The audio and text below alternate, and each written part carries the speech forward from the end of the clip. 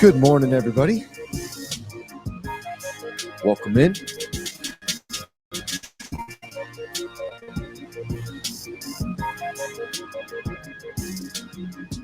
This is Nailed It Sports. I'm your host, Caleb Nail, N-A-L-E. It's the Nail curse. We have to spell it every time we say it. It's August 28th, Wednesday, 2024. We're going to have a good time today. We got a lot planned for the show today. We're going to talk about Justin Garza's central fight. We're going to talk about the conversations happening around the spring transfer portal in college football. Then I want to get to teams in the top 25 and that have games this weekend that I want to highlight. And then Friday, we're going to talk about unranked teams playing because there's a lot of teams that deserve to have their games talked about because those are good teams that aren't ranked and preseason rankings don't matter. Anyways, that's what we're going to do today. Oh, and then we're going to talk, to start, we're going to talk about Fresno State and Central Valley players on NFL rosters. Let me just mark that down really quick so I don't forget. Fresno State NFL rosters. But first and foremost, we're going to start our day off right. And remember when we were going through James, and I said we were done with James? Well, we're going to practice what I preach. And I'm going to practice what I preach. And that is we're going to stay in James until we finish it again. We're going to go through it twice. Yeah, I think it deserves that. You deserve that. I think I need it. And I think something that happens in our culture is we move on way too fast, right? The scrolling mentality. So we're a scrolling culture. On to the next thing so fast. Well, let's stay in James. Okay, so we're going to start over. Where's James chapter 1? This is James talking about trials and temptations. I'm not going to do all of chapter 1 today because there's a lot in here, but I'm going to do a little bit of it today. So we'll take 2 days, today and tomorrow, to get through James 1. Consider it pure joy, my brothers and sisters, whenever you face trials of many kinds. Well, that's hard, okay? Because you know that the testing of your faith produces perseverance. Let perseverance finish its work so that you may be mature and complete, not lacking anything. If any of you lacks wisdom, you should ask God, who gives generously to all without finding fault, and it will be given to you. But when you ask, you must believe and not doubt, because the one who doubts is like a wave of the sea, blown and tossed by the wind. That person should not expect to receive anything from the Lord. Such a person is double-minded and unstable in all they do. Believers in humble circumstances ought to take pride in their high position, but the rich should take pride in their humiliation, since they will pass away like a wildflower. For the sun rises with scorching heat and withers the plant, its blossom falls and its beauty is destroyed. In the same way, the rich will fade away, even while they go about their business. Last part. Blessed is the one who perseveres under trial, because having stood the test, that person will receive the crown of life that the Lord has promised to those who love him. And that's good and very difficult. Well, let's start at the top. First, I should say this. James 1 changed my life. Oh, there's a massive toad. What's going on, man? I heard something hopping through the bushes, and it's a massive toad. And I got an owl sitting up there and my dog running around. Oh, man, it's good to be outside. I love being outside. Okay, James 1 changed my life. We've been in, this is the second week, or I shouldn't say second week. This is the second time going through James. This is like my fourth time going through James. So if this is your first time tuning in, I may have said this before, but a couple of months ago, I had a dream, and this has never happened to me before. I had a dream where it was a human being, I could not see the face, was dressed very much like a farmer, boots, jeans, plaid button up, long sleeve plaid button up, sat down, and I could see blonde hair, sat down, looked at me, we were face to face. I couldn't see his face. And it was a man, said, "You need to read the book of James." That was the dream. You need to read the book of James. It seems like it lasted forever, right? The entire night. But that's all that happened in the dream. And so I woke up and thought, well, if some people talk about, oh, dreams deceive you, if it's from the devil. Well, I have the Holy Spirit. I don't believe that the devil can touch me. He can't hurt me, right? No, whatever. He could do whatever. The Lord could allow things. I'm not turning from the Lord. It's not happening. This was none of that. If someone is telling you to go read the Bible, I'm assuming it's a good spirit, and you should go read the Bible. So that's what I have done, and it was perfect timing. He knew what he was doing. I was changing careers, trying to catch up, doing things. The pod was getting really tough, and I say the pod, I mean Beware of Bulldogs was getting really hard. This was just at the beginning stages. It was really hard. And then he hits me with, consider it pure joy, my brothers and sisters, whenever you face trials of many kinds, because you know that the testing of your faith produces perseverance. Okay, and I was wondering during this time, this is kind of part of my testimony now. I'm sorry I'm boring you with it now.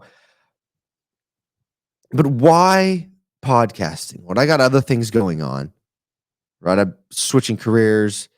The family still has the winery and the farm. I don't need the podcast. Why do I help me here? So I pray about this, and the testing of your faith produces perseverance. That's kind of what I need to hear. It's going to produce perseverance. And here we are now. I'm waking up super early in the morning to do this and to talk Jesus. It's awesome. I want to talk about Jesus, and it's not out of selfish ambition. I do it because we want to make a difference in the kingdom. We want to expand the kingdom, and I want people to know that Jesus loves them, wants to have a relationship with them, and so it's easy to persevere when the message is Jesus. It's not my message; it's his message. He's just using me to do it, and I pray that he uses you in a way as well. Remember, we go into the workplace. A lot of people will say, we're agnostic in the workplace, right? We don't really sorry, bud. That's not how it works in the real world.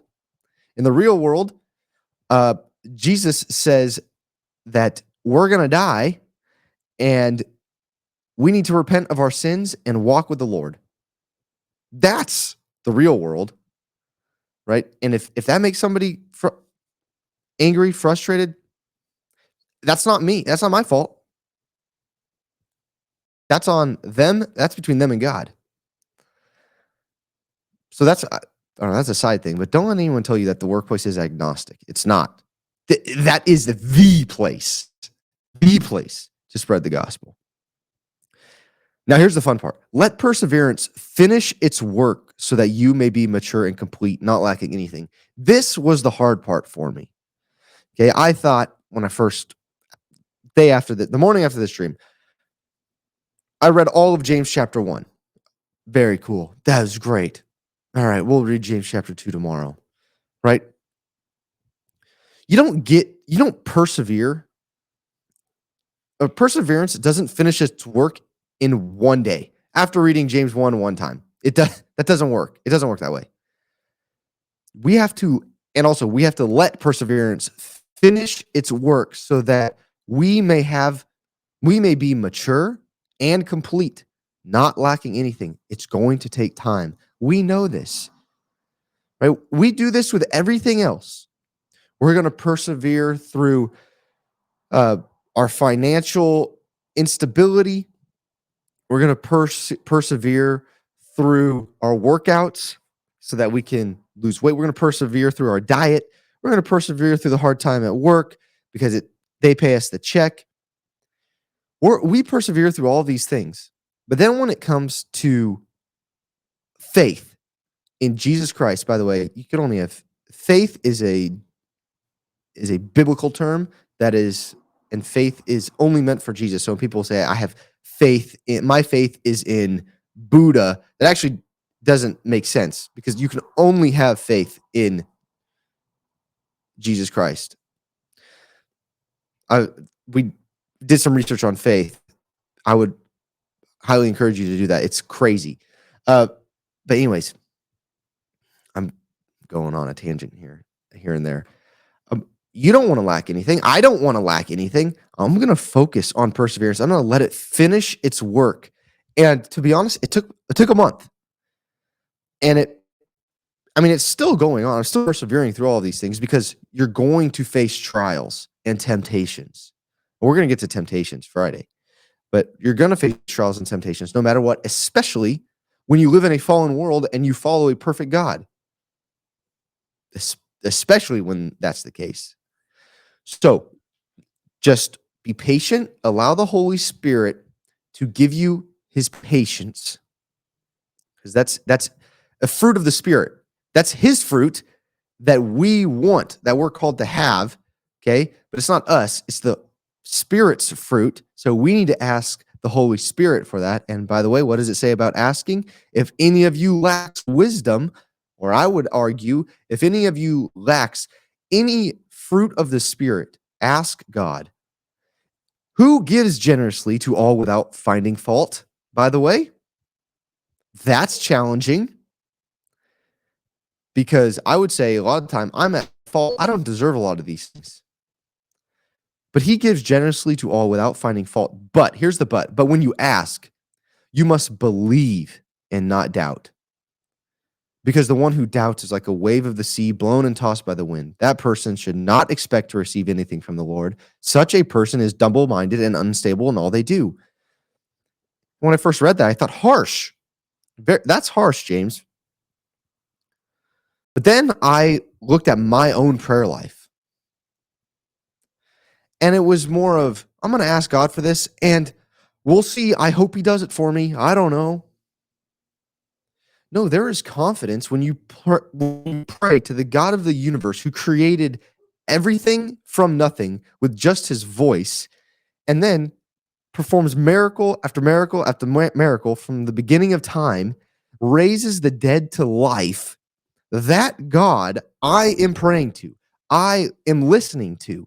Maybe I should, and here's the thing with my prayer life, maybe I should just shut up, actually believe that these things are going to happen. He has given me wisdom, patience, self-control. He's getting rid of my selfish ambition, my envy. I believe that. And I'm going to shut up and listen to him. Because I think it's more of a one-way street, especially nowadays, with this me culture. It's always been like that. I shouldn't say nowadays. But a lot of people pray and talk, instead of asking, praying over their families and their friends, and then listening. Because this is a two-way conversation. So let perseverance work so that you may be mature and complete, not lacking anything. And then if you ask for anything, make sure that you ask confidently, knowing that the God of the universe who rose the dead to life is going to deliver. Right? And if it's not in his will, then it's not in his will. Right? For example, my 92-year-old grandfather is dying right now. And I could pray for the Lord to perform a miracle and save his life. And I would believe that. And I don't doubt that he would. And maybe I should pray for that. I also know that uh, he's 92 years old. He's lived a long life. His physical body is shutting down. And the Lord has a will for our life. And so my prayer is that he will make my grandfather comfortable. Whether he lives or dies in the next coming week or so, I pray that he makes him comfortable. And I know that he is. And when I went in to see him, he seemed comfortable. And there is so much going on around him that it would be easy to be distracted and focus on pain, focus on the uh, this the mourning going on around him by his wife, by his kids, by his grandkids. But we went in there, and he can't really talk right now. We went in there, and he just went, he can't talk. What's going on? Just run away with the conversation. Talk. Just tell me. That's what he said. Tell me what's going on. And he just sat there with his eyes closed, smiling as we talked about his great grandson and what's going on at work and on the farm. And so I believe that the Lord is making him comfortable, as much as it's hard for me to believe that with everything running on, but I have to. We're called to. And because I prayed to the God of the universe that, I believe it. And I'm guys, I've been going through this for months, and these are hard things to do. So I encourage you, sit here for a little bit, pray. Two-way street. Make sure you're listening to him. Let perseverance work in your life.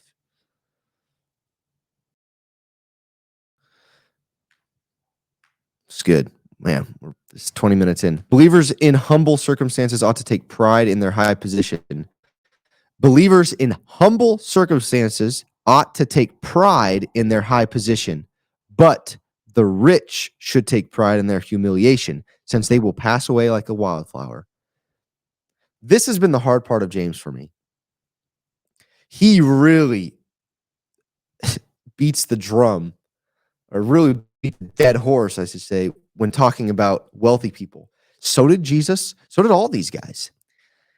And I've been reading and praying about it. And I think I understand now. I heard all the right things when I was a kid, and I would say all the right things, but now I actually understand it. Money is what moves things, what makes things happen, right, on earth. That is the one thing that makes things happen other than Jesus on earth. But money makes things happen or it can work for God's glory, but a lot of the time it doesn't. Okay, so the rich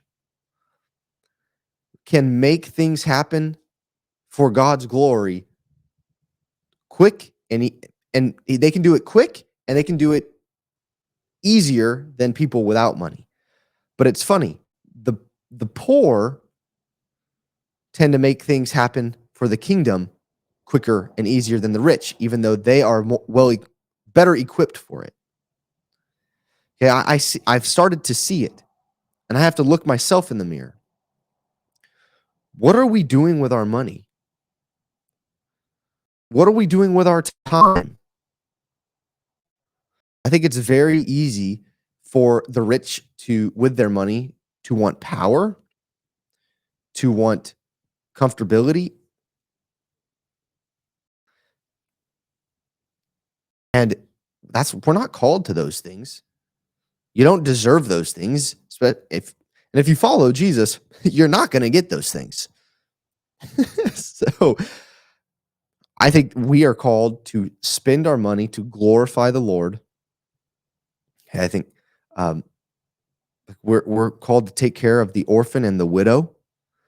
And I would say now, almost more than, it's hard to find them now because we have government assistance programs that don't do a good job, by the way, for them. I think the orphans are really struggling, and the foster care system is really bad and destroying kids and families, and a lack of fathers around their kids is destroying families and kids and really the whole system.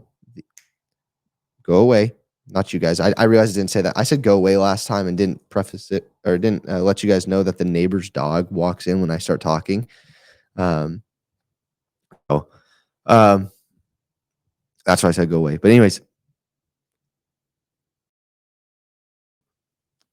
we're called to take care of the orphans, the kids in the foster care system, the the single moms that don't have any help, right?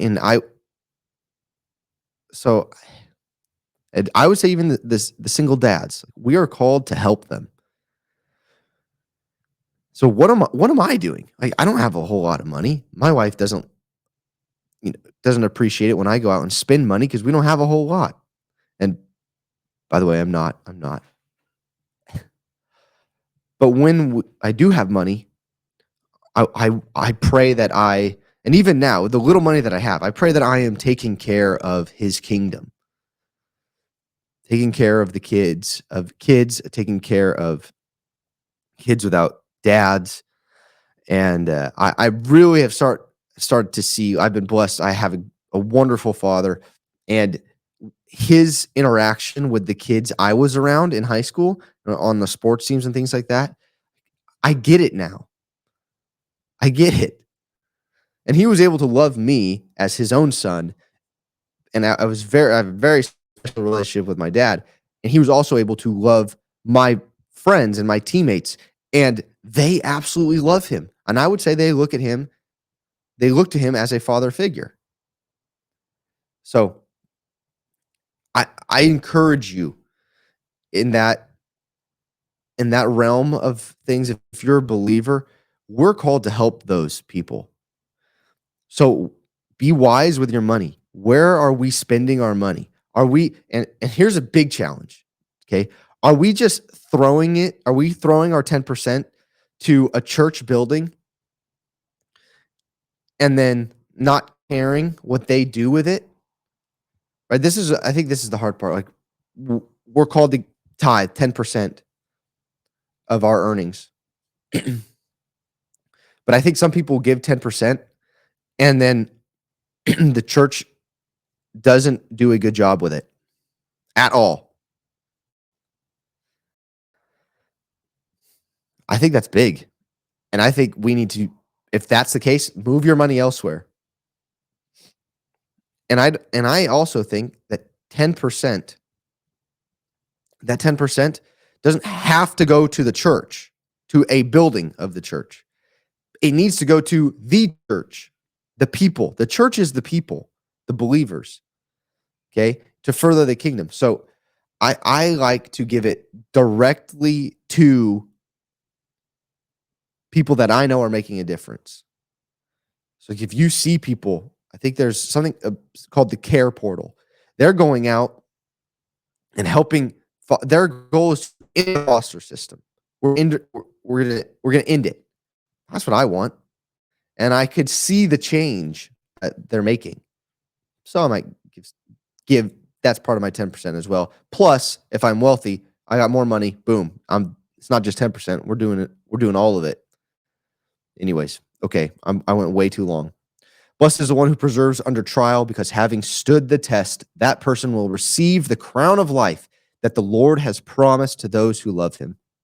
No better way to end it than that. Let's talk sports. Okay. First thing in the sports world, not really, it's my sports world. My son is hitting lefty with the baseball bat and a golf club, throwing righty, and also kicking a soccer ball with his left foot. What should I do? Please comment below on YouTube what I should do with my son. Should I just throw him in the pool? He's a swimmer. Forget about it. I mean, he's big. He's got big feet. He's got flippers. So maybe I'll just throw him in the pool. hitting lefty, throwing righty, kicking lefty. What do I do? I need help. Comment down below, please. Okay, let's talk about the Fresno State players and the Central Valley players in the NFL. Okay, so there's 10 former Fresno State players who are on active NFL rosters.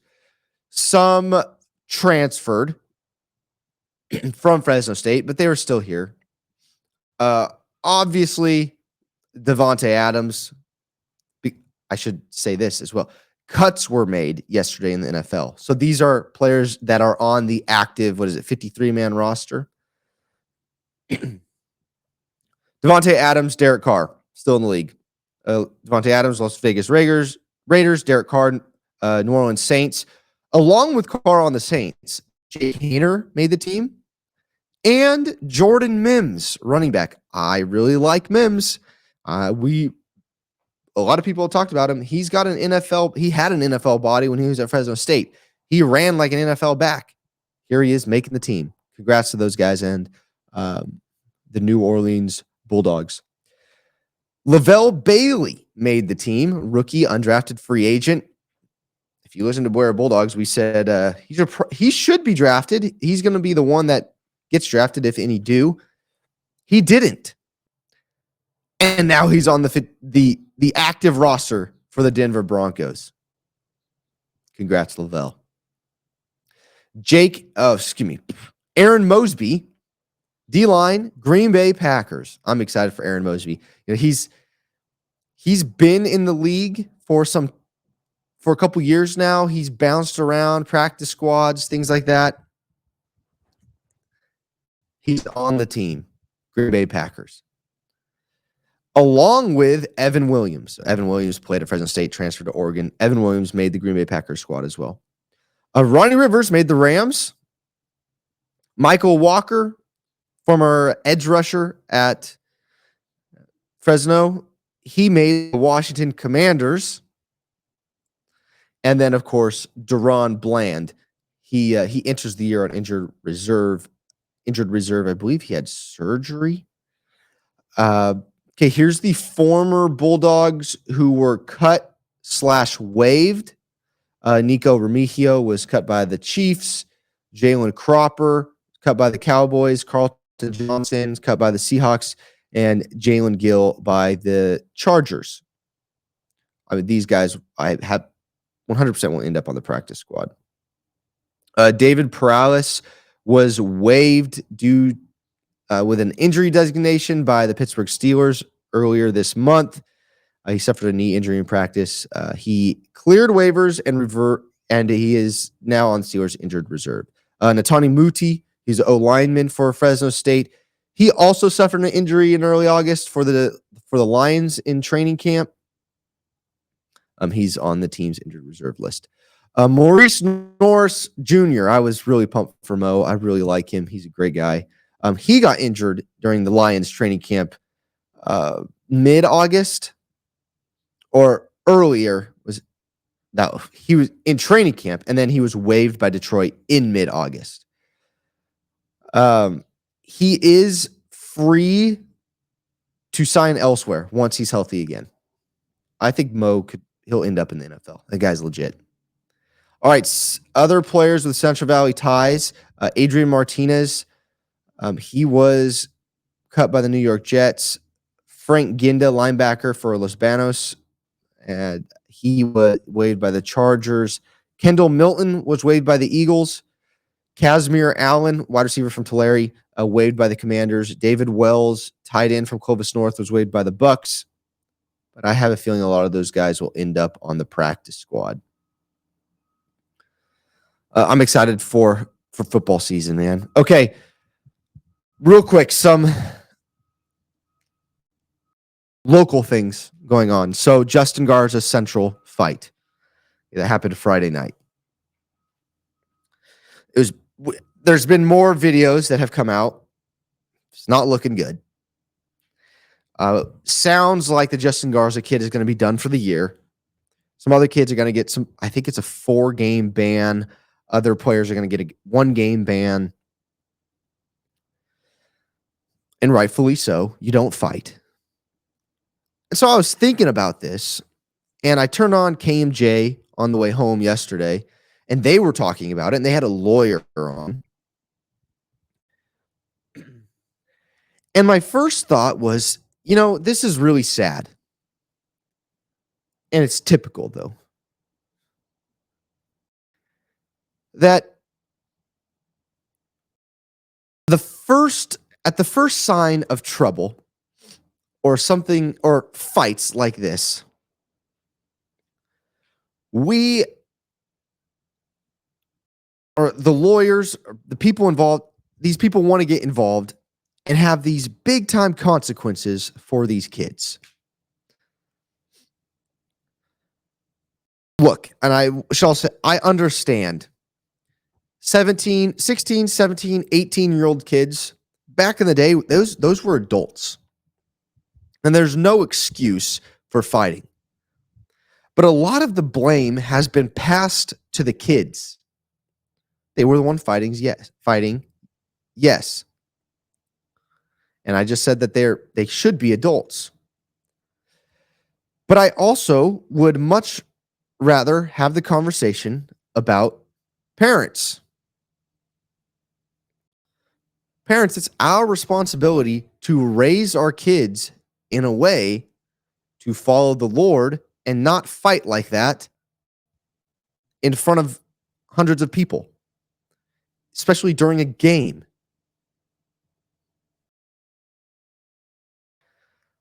I am a total believer, and this is how I played in high school. And a lot of others played in high school. You can smack talk and knock each other over during the game, but after the game, or once the whistle blows, and the whistle blows all the time in football, by the way, I'm going to help you up after I knock you down. After the game, we're going to hug it out. We're going to apologize for anything, and I'm going to forgive you for knocking me in the nose because I stuck my face there.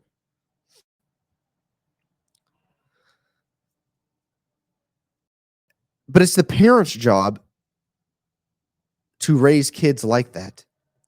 And I would say there also needs to be some responsibility on the coaches. The coaches need to have a culture where that is not acceptable. Right? And now the coach, especially at the high school level, they're not with the kids all the time. They're not raising the kids. So sometimes the kids come into the program like that. But it's very important from day one that coaches establish the culture and set their expectations for the kids right away. And I think one of those things that should always be talked about is fighting. It's not acceptable. We are called to turn the other cheek. And look, it's a game. It doesn't matter at all. If they talk about your mama or they bring up something that's personal, it's time to be the bigger man. It's time to grow up.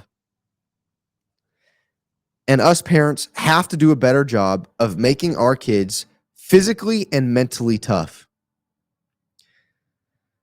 Here's the last thing, is we should not be surprised by this. Because who is raising our kids?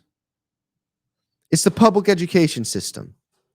They sit in those rooms for the majority of the day. What does the public education system say? It says that the kids are right all the time. They're not wrong.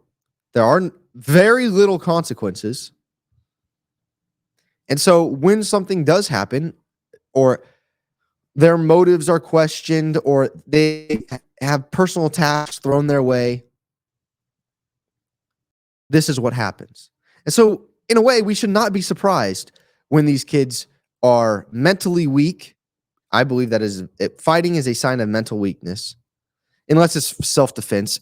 In which the case is there were kids out there that had to defend themselves. And then there is also the aspect of parents. We have to do a better job. Coaches, we have to do a better job job. Teachers, public education system, private education. We have to do a better job of making our kids mentally tough and preparing them for the real world. Because I could tell you right away, it gets extremely hard. People don't care about how you feel. They're going to make fun of you, especially if you want to get into this world. I was a guest on a show last night, a Michigan show. We were talking about Fresno State, Michigan, and there were a little over 200 people, maybe 300 people in the chat. They were destroying me, saying things about me. But you know what? You just laugh. It was actually funny. It's funny because one, these people don't know me. Two, they can't hurt me because my identity is in Jesus Christ. Say what you want. It's not going to faze me one bit. And I hope we teach that to our kids. It doesn't matter what anyone says on the football field, on the basketball court, on the internet, in the classroom, in the hallway when you're passing each other. It doesn't matter. Now, here's what I will say about all the positive in all of this. That generation, these young kids, they are probably more forgiving than past generations. When I would say my generation, like those Justin Garza and Central, they're probably neighbors. Those kids are going to pass each other. They're going to run into each other at the grocery store and at the gas station. My generation would fight. We'd continue the fight afterwards. This generation, and I'm curious to know, and if a coach or a fan hears this, let me know. But I bet you, more than likely, those kids are in communication, have been in communication. Shoot, maybe even after the game, they were talking to each other, apologizing. And I hope that forgiveness was given. There's no, like, the phrase forgive and forget, that doesn't exist. Like, I'm going to remember. I'm not going to forget. But forgive, yes, I will forgive you. And I think that generation is better at it than past generations. My generation, the generation before me especially, they're better than that. So I commend this generation because they're able to apologize and make up pretty quick. But the challenge is for us parents and us coaches and teachers to make sure that we're raising kids that understand what it's going to be like in the real world. And by the way, I've seen a lot of videos about teachers. They don't believe that. So we shouldn't be surprised when these things happen. Okay, let's talk college football. There's talk about the spring transfer portal going away. So about right at this time. So after spring practice, spring camp, players can enter the transfer portal. The other time to enter the transfer portal is kind of right after conference championships, which stinks because you'll see a lot of the time, guys transferring, their team's going to a bowl game or they're going to the playoff. Well, they're not even going to play because they're ready to get out. They've been waiting all year to get out. Boom, get out. Even though they did war with these guys all year long, they're out. Okay. But also the spring transfer portal window, like, I didn't like it because you do fall camp, spring, there's spring camp, fall camp. It's not technically not fall camp, but you go through the entire offseason with this team. Then you find out your second string or third string, and right before the season starts, you transfer. I didn't like that. But now that I think about it, this transfer window was probably the better transfer window than the one at the end of the season. Because the spring transfer window, you actually know where you lie on the depth chart. So if you're third or fourth string and you want to go play at an FCS school, and you could start there, you can do that. Okay, so I get that. Where I would much rather have players finish the season with their team. It's also going to help out coaches because they're going to be worried about conference championships, bowl games, recruiting, college football playoff. The last thing they need on their mind is, what do I need to do to keep these guys around for next year? Because they're going to compete for a spot next year. And the transfer portal opens. I got to go get guys. So who's going to leave?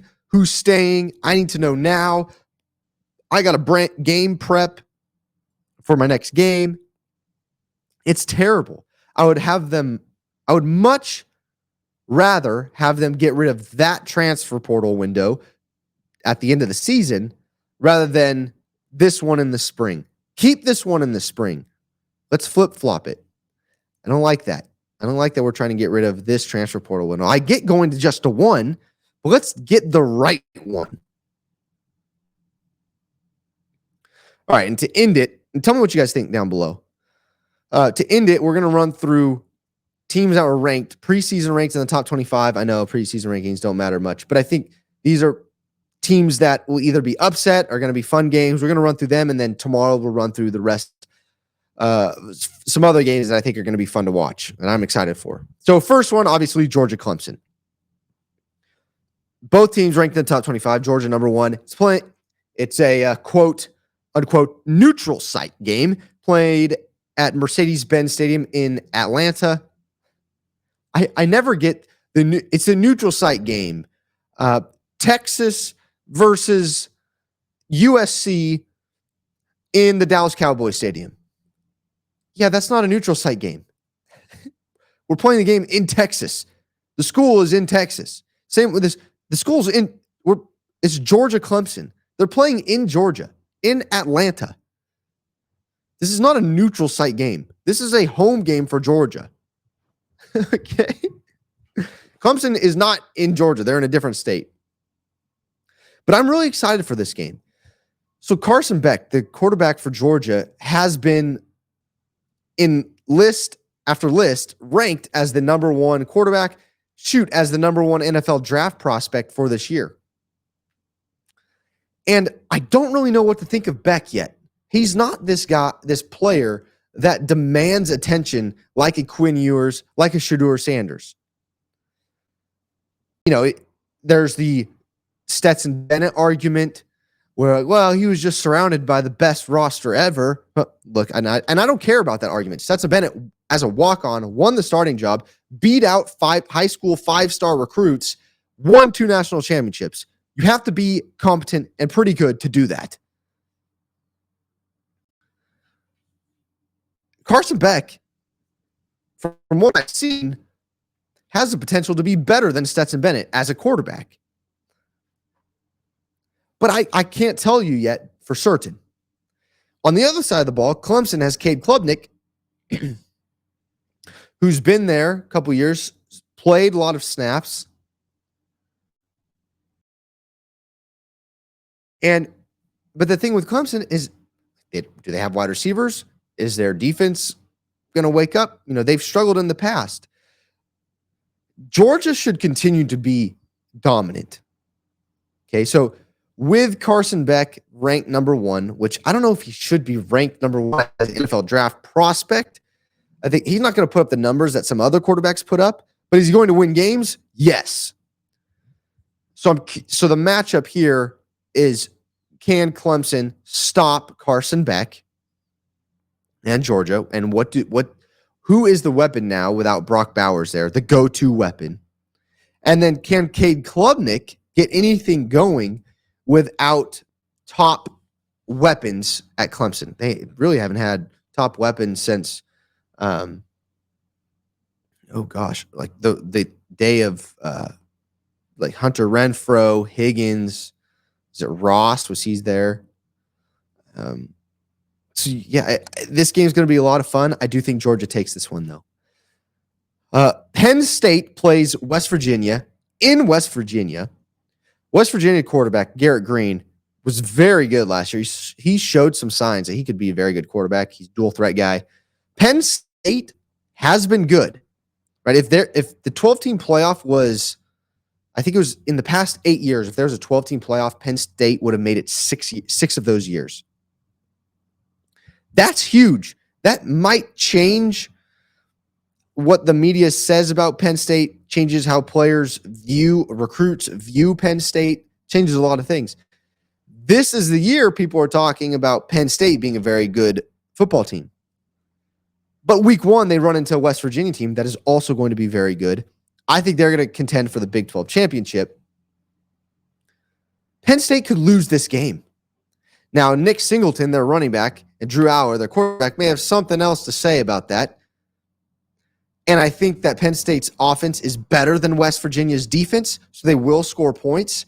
But can Drew Allar play a clean game, not turn over the ball, to give Garrett Green and West Virginia opportunities to score more points? If Drew Allar turns the ball over a lot, or their O-line can't block, can't pass pro, I don't think Penn State is going to be able to stop West Virginia every time. And West Virginia is going to be able to hang in there.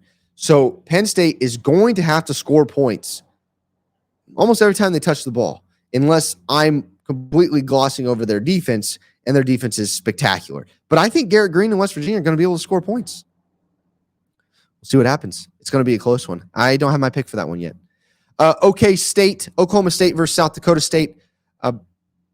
This is probably going to be an upset. South Dakota State is legit. Look, people are talking about Ollie Gordon. He's great. He got on the map, when College Football 25 comes out, and he was the best of the running backs. Alan Bowman, the quarterback's been around forever. He's like 30 years old. So he's got experience there. But South Dakota State is very good. They're the best FCS team in the country. I think South Dakota State wins that game. And OK State is ranked, by the way. Texas, I believe they're ranked 3 or 4. They play Colorado State. And I've talked about this at length about Michigan, Fresno State. But I think it's the same story with Texas, Colorado State. Michigan and Texas are both overlooking their opponents because the following week they play each other. Michigan, Texas play each other. And I've heard it in mainstream media. They talk about Michigan, Texas, the matchup. And they forget that they actually play game week 1. And oh, by the way, they play pretty good a group of 5 teams. Colorado State has a scary offense. Torrey Horton and BFN, Braden Fowler Nicolosi, the quarterback there, you better watch out. If you don't stop them, they could tear you apart. Yeah, Michigan may have the top D-line in the country, but Malik Sherrod is one of the shiftiest players in the country, and you have Jalen Moss, who is a very good wide receiver, and Mikey Keene is no pushover at quarterback. Better watch out. And Fresno State defense, by the way, is way better defense than Colorado State, and I think that's where Colorado State's going to struggle. Texas wins that game, by the way, because Quinn Ewers and Colorado State's going to have a hard time with him. But Fresno State's defense is going up against a quarterback whose last name is Orgy. Not good. Need to change that. I want to start the petition to change it. No, he's a new quarterback. They have some question marks at wide receiver, and they have some question marks on the O-line. And our D-line is very good. Don't tell anybody that. So Colorado State and Fresno State could make some noise this week. I think Fresno State is more likely to upset Michigan than Colorado State is to upset Texas. I have Texas winning that game. But you cannot look over these teams. Another game that I think is going to be a lot of fun is Miami, Florida. It's been talked about a lot. Miami's ranked this year. They have a lot of weapons. Cam Ward transfers in. I really like this Miami team, but Florida's a pretty good team. Now, the SEC homers are saying that Florida is a really good team, and they believe in Graham Mertz. And a lot of them are going against what they say in like, oh, they have showed us who they are. You need to believe them when they tell you who they are. And Graham Mertz over the past couple years has not impressed. So going into week 1, I'm not going to put my faith in Graham Mertz right away when I'm picking. So I'm going with Miami. I've seen Cam Ward. I've seen Restrepo. I know that these guys are really hard to stop. And, oh, by the way, their running back is Damian Martinez, who transferred from Oregon State. He's a beast. Miami offensively is going to be very good. I'm curious to see Florida because they're talked about as one of the teams with the toughest schedule, or as the team with the toughest schedule in the land. We'll see what happens. We'll see what they're going to do. Another fun top 25 matchup, Notre Dame, Texas A&M. I'm calling this the battle of the two overrated teams. Not this year, okay? Not this year. But most of the time, Texas A&M and Notre Dame do not live up to the hype. Okay? Notre Dame, they always is a top 10 team in the country. They are never a top 10 team in the country. And even when they are, I believe they're overrated. Texas A&M has been underperforming for years. Now, they have a new coach this year, so we'll see how that goes. But it's going to be fun. And then last but not least, USC LSU on Sunday. They're playing that game in Vegas with a neutral site game once again. But LA to Vegas, not far. LSU coming from Baton Rouge. Oh, man. Not really a neutral site game for them. This is going to be a fun game. Both of these teams' defenses last year were trash. Last year, the over-under might have been 100 points. That's how bad they were on defense. Both teams have made changes on defense. They brought in a lot of players, brought in new coaches. I'm curious to see what happens here. Both teams should be good offensively. Nussmeier is the starting quarterback over there at LSU. Miller Moss played in the bowl game last year. People are excited for him. What's going to happen with these two teams? And can they stop potent offenses? I don't think there's going to be a lot of questions answered on the defensive side of the ball after this game because both offenses are so good. And I think good offenses, you've heard me say it already. I'm going to say it a lot. Good offenses beat great defenses. It's just true that with the way that football is now and how they play offense, good offense will beat great defense. So those are your top 25 ranked teams that are in action Saturday and Sunday that I think we should be paying attention to, and those are going to be some fun games. Friday, we will talk about teams that are not ranked that we should be paying attention to and those games that they're in. Comment down below your thoughts on the whole fighting situation at Justin Garza and Central, or with Justin Garza and Central. Talk to me about Fresno State players on NFL rosters and games that you're looking forward to, ranked specifically top 25 teams that are in play Saturday and Sunday. Which games you're looking forward to the most, where you think the upsets will be. Mine, West Virginia over Penn State. I'm picking it. Let's do it. West Virginia over Penn State. South Dakota State over Oklahoma State.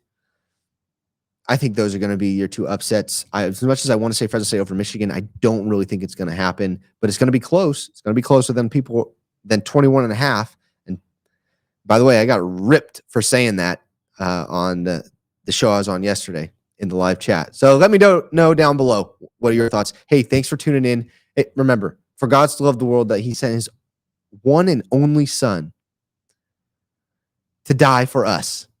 And whoever believes in him will not perish, but have eternal life. Have a wonderful day, guys. Peace.